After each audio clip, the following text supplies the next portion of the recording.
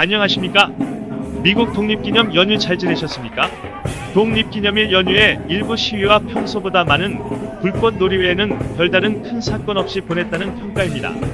오늘 저녁 뉴스를 시작하겠습니다. 도널드 트럼프 대통령이 민주당안보다 더 많은 현금 지원을 미국민들에게 제공할 것이라고 지난 기자회견에서 밝혔는데요.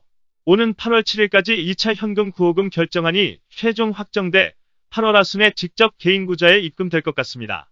이번 2차 구호금 실시 때 미국민 1인당 직접 받는 현금은 1차 때 1인당 $1,200보다 많아지고 8월 하순에는 받게 될 것으로 예고되고 있습니다. 이번 2차 현금 지원에서는 트럼프 대통령의 결정으로 민주당안보다 더 많은 금액을 미국민들이 받도록 할 것이라고 밝혀 주목을 끌고 있습니다. 트럼프 대통령은 최근 폭스 비즈니스 채널과의 인터뷰에서 2차 경기 부양 현금으로 민주당이 제안한 것보다 많은 금액을 미국민들에게 제공하는 방안을 지지하고 있다고 밝혔었습니다.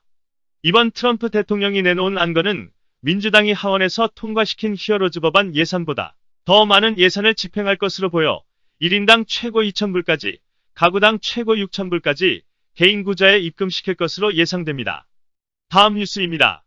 코로나 바이러스가 중국 우한 바이러스 연구소에서 시작되었다는 유일한 증거가 발견되었습니다. 코로나19 바이러스 기원에 대한 정보가 아직까지 불분명한 가운데 7년 전 우한 바이러스 연구소의 코로나19와 매우 비슷한 샘플이 보고된 적이 있는 것으로 알려졌습니다. 블룸버그 통신은 6일 영국 타임즈의 보도를 인용해 중국 남서부 원난성 지역에서 발견된 바이러스 냉동 샘플을 과학자들이 2013년 우한 바이러스 연구소로 보냈다고 보도했습니다. 2012년 4, 5월께 구리 광산이었던 곳에서 박쥐의 배설물을 치우던 남성 6명이 중증 폐렴에 걸린 것이 시초였습니다. 인부들은 적게는 수일에서 길게는 2주 간격을 두고 발열, 기침, 근육통, 호흡곤란 증세를 나타내어 곧바로 원난성 내 병원 집중치료실로 옮겨져 댕기열, 일본내염, 독감, 중증급성호흡기 증후군인 사스 검사를 실시했지만 전부 음성 판정을 받은 것으로 나타났습니다. 바이러스가 보고된 뒤 해당 동부를 조사한 시정리 우한 바이러스 연구소 사스 유사 전문가는 200마리가 넘는 박쥐로부터 배설물을 채취해 연구소로 보냈습니다. 그중 절반이 넘는 샘플에서 바이러스가 검출됐으며 사스 계통의 새로운 변종이 포함된 사실 또한 인지한 것으로 알려졌습니다. 타임즈는 남성들 중 3명이 사망했고 원인은 박쥐에게서 감염된 코로나19 바이러스가 가장 유력하다고 보도했습니다. 시 박사는 올해 2월 논문을 통해 코로나19 바이러스가 2013년 원난성에서 얻은 바이러스 샘플인 RATG13과 96.2% 흡사하다고 밝힌 바 있습니다. 한편 트럼프 대통령을 비롯한 일부 의학계에서는 코로나19 진원지는 중국 우한이라는 주장을 했으나 중국은 강하게 부인했습니다. 그러나 세계보건기구 WHO의 일지에도 지난해 12월 31일 중국 우한에서 발생한 원인 미상의 폐렴을 처음 보고한 곳은 중국 정부가 아니라 WHO 중국 지역 사무소라고 밝힌 바 있습니다. 이제 중국 정부가 우한 코로나의 발생지인 것이 점차 윤곽이 드러나기 시작함으로써 세계 모든 나라들이 중국 정부의 그 책임을 논할 때가 가까워지는 듯합니다. 다음 뉴스입니다.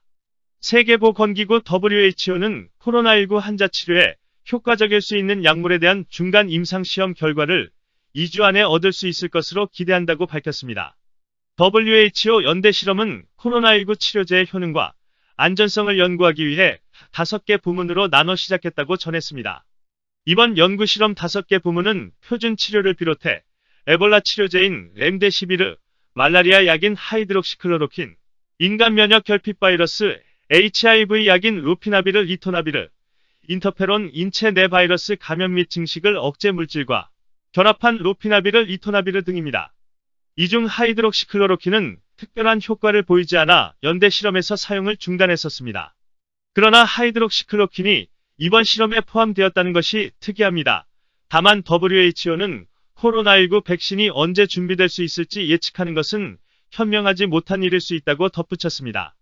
다음 뉴스입니다. 하이드록시클로로킨이 사망률을 낮춘다는 새 연구 결과가 나왔습니다.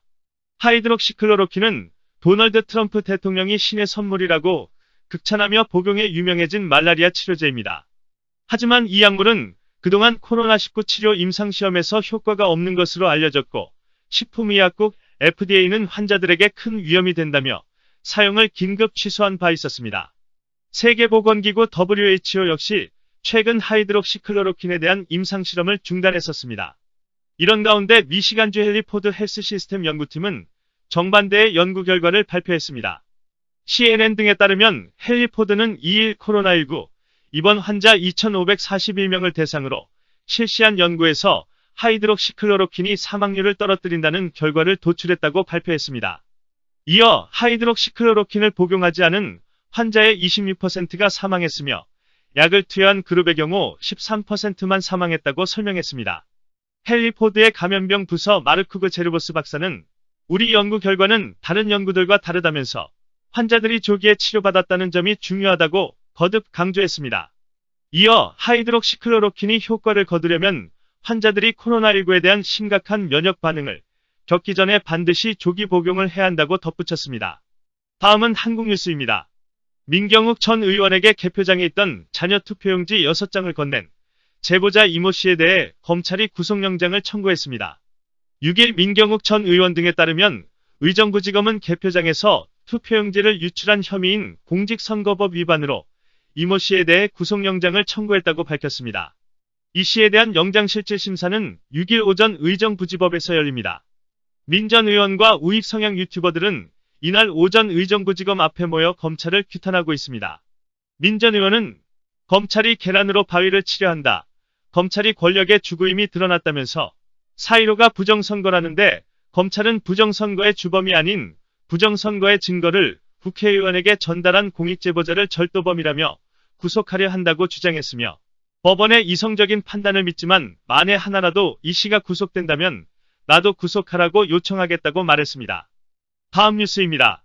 미래통합당 주호영 원내대표가 오는 6일부터 7월 임시국회 복귀 뜻을 밝히고 대여 투쟁에 집중하겠다고 천명했습니다.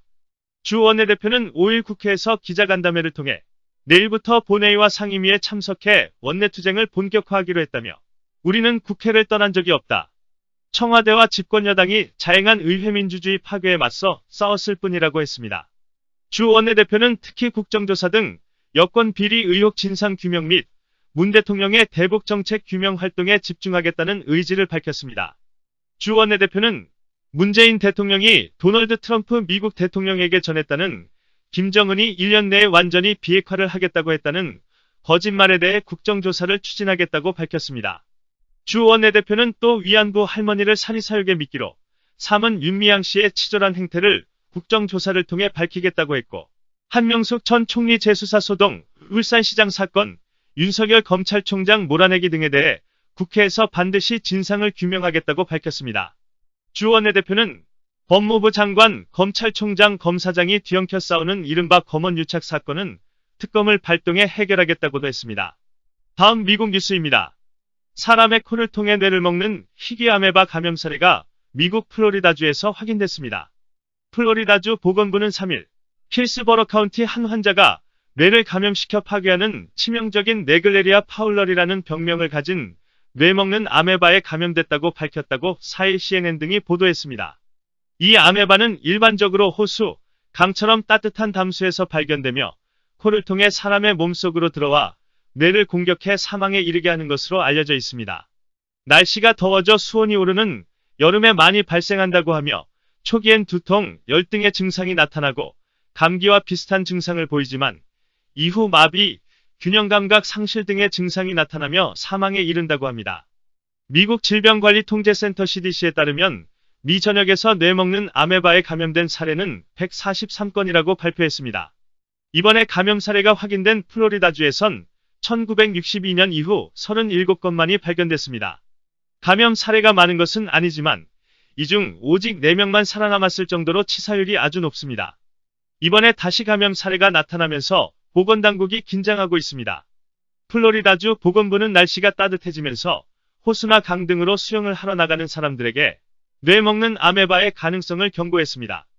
보건부는 따뜻한 담수를 피하고 따뜻한 물에서 놀 때는 코를 반드시 막아 물이 들어가지 않도록 해야 한다고 당부했습니다. 다시 한국 소식입니다.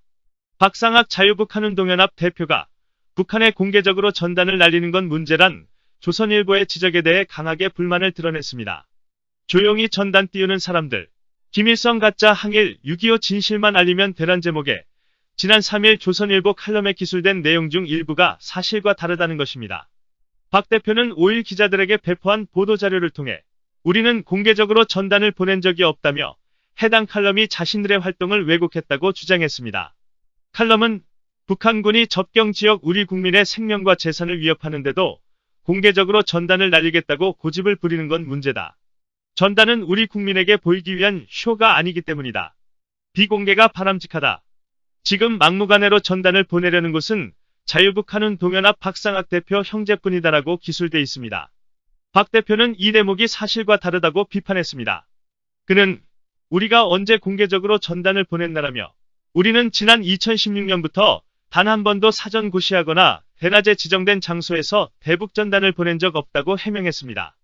박 대표는 이어 윈디라는 기상 시스템을 이용해 북으로 바람이 가장 확실히 불 때 그것도 칠흑 같은 밤에 7, 8명의 회원들이 목숨을 걸고 극비에 활동해왔다고 강조했습니다.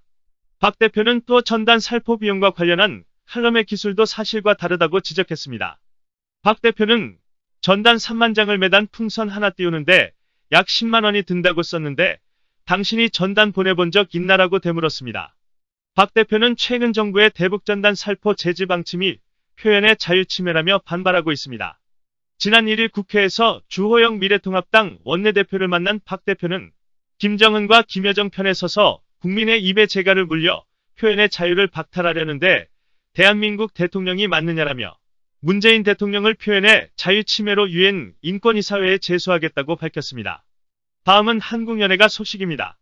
가수 김연자가 마이크를 무릎까지 내리는 이유가 6일 아침마당에서 공개됐습니다. 김연자는 이날 KBS 1TV 아침마당에 출연해 마이크를 무릎까지 내렸다가 다시 올리는 이유가 있느냐는 질문을 받았습니다.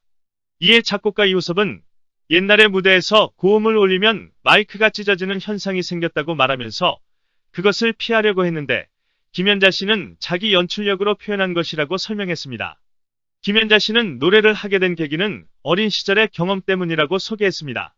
그는 아버지가 이발소를 운영하셨는데 손님 뒤에서 항상 노래를 부르던 기억이 난다고 전했습니다.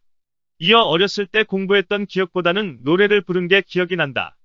초등학교 4학년 때부터는 가요교실을 다녔다고 회고하기도 했습니다. 다음 뉴스입니다. 현재 한국 내에서 유행 중인 코로나19 바이러스의 유형은 전파력이 6배 높다는 GH그룹인 것으로 확인됐습니다. 변종인 GH그룹 바이러스의 전파 속도가 최고 6배 빠르다는 연구 결과는 미국 연구진들이 최근 내놓은 것으로 알려졌습니다. 세계보건기구 WHO는 유전자 염기 서열 차이로 인한 아미노산의 변화를 기준으로 코로나19 바이러스를 S, V, L, G, GH, GR, 기타 등 총 7개 유형으로 분류하고 있습니다. GH그룹 바이러스는 전체의 약 63%를 차지하는데 한국의 예를 든다면 이태원 클럽과 경기도 부천 쿠팡물류센터, 수도권 개척교회, 서울 방문 판매업체 리치웨이, 삼성 서울병원, 양천구 탁구장 도봉구성 심데이케어센터, 서울시청역 안전요원 등 최근 발생한 수도권 집단감염 사례에서 주로 검출됐습니다. 또 최근 확진자가 속출하고 있는 광주 사찰 광역사와 대전 방문 판매업체 및 꿈꾸는 교회 관련 집단감염의 바이러스 유형도 GH그룹에 속합니다. 경북 예천과 대구 달서구 일가족, 미국과 유럽 등에서 입국한 확진자들에게서도 GH그룹 바이러스입니다. 전 세계적으로 GH그룹의 바이러스가 주로 유행 중이며 GH그룹 바이러스는 S그룹 바이러스 유전자의 변이로 세포에서 증식이 보다 잘 되고 인체세포 감염 부위와 결합을 잘해 전파력이 높을 것으로 추정하고 있습니다. 블랙박스는 역시 마이딘 블랙박스입니다. 블랙박스는 역시 마이딘 블랙박스입니다. 블랙박스는 마이딘 블랙박스입니다. 제공. 오늘 저녁 뉴스를 마치겠습니다. 날씨가 갑자기 더워졌습니다. 낮과 밤의 온도차가 심합니다. 이럴 때일수록 주무실 때 온도에 신경 쓰셔서 감기에 걸리지 않도록 하셔야겠습니다. 오늘 밤도 편안한 밤이 되시기 바랍니다. 안녕히 주무십시오.